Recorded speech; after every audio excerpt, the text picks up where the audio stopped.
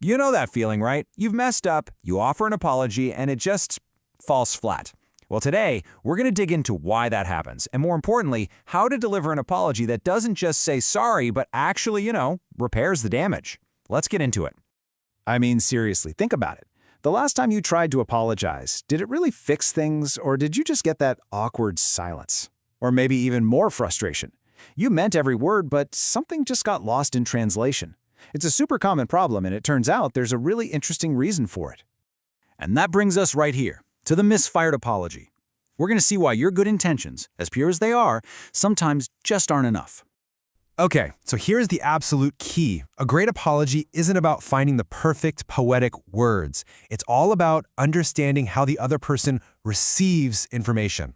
Your heartfelt message can get completely scrambled if they're just on a different wavelength. So it's not about what you send, it's about what they can actually hear. But here's the good news. There's a really powerful tool we can use to bridge this gap. It's called the offer of repair. And trust me, it can be a total game changer when it comes to truly fixing things. So what exactly is an offer of repair? Well, to put it simply, it's pretty much any move you make, big or small, to bring the tension down and get back on the same page. It could be a kind word, a gentle touch, heck, it could even be a silly joke at the right moment. It's that first step that says, hey, I want to fix this. Now, this is where it gets really interesting. For that repair offer to actually work, it has to match the other person's thinking style. And this brings us to the difference between what we'll call abstract and concrete minds. Getting this distinction is crucial for making your apology stick. Okay, this slide breaks it down perfectly. Over on the left, you've got the sentimental style.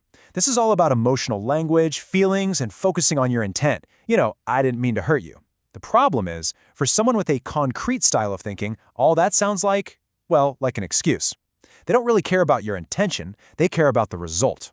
They need to see clear, tangible action. For them, what is seen and done is what truly matters.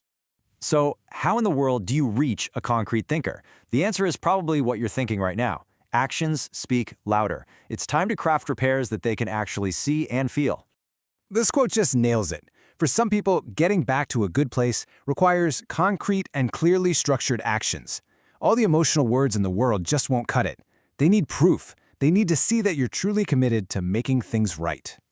All right, so what does a tangible repair actually look like in the real world? Let's get practical. It's a symbolic gesture that has real weight. So instead of just saying, I'm so sorry, I'm always late, a tangible repair is pulling out your phone right there in front of them and setting 3 new recurring alarms. It's a tangible action. If you broke their favorite mug, you don't just apologize. You get online, you research it, you order it, and you pay for the replacement. It's a concrete commitment. Maybe you forgot a shared responsibility. You sit down together and you create a shared digital calendar to manage things better. And this is so important. It is absolutely not an excuse. It's not about explaining why you messed up. It's about demonstrating with actual evidence how you're going to fix it going forward. And all of this leads us to this really beautiful idea, creating what you could call love you can hold. It's about moving past abstract feelings and offering some reassurance that the other person can actually see, feel, and trust. Because at the end of the day, that's what a successful repair is. It's an apology delivered in the other person's language. It's like you're handing them the exact key that fits their specific lock. It's a genuine act of empathy, taking the time to understand what they need to feel safe and secure again, not just saying what feels easiest for you. So, I'll leave you with this to think about. The next time you need to make things right, don't just think about what you're going to say. Instead, ask yourself this: what tangible repair can I build? Thanks for watching.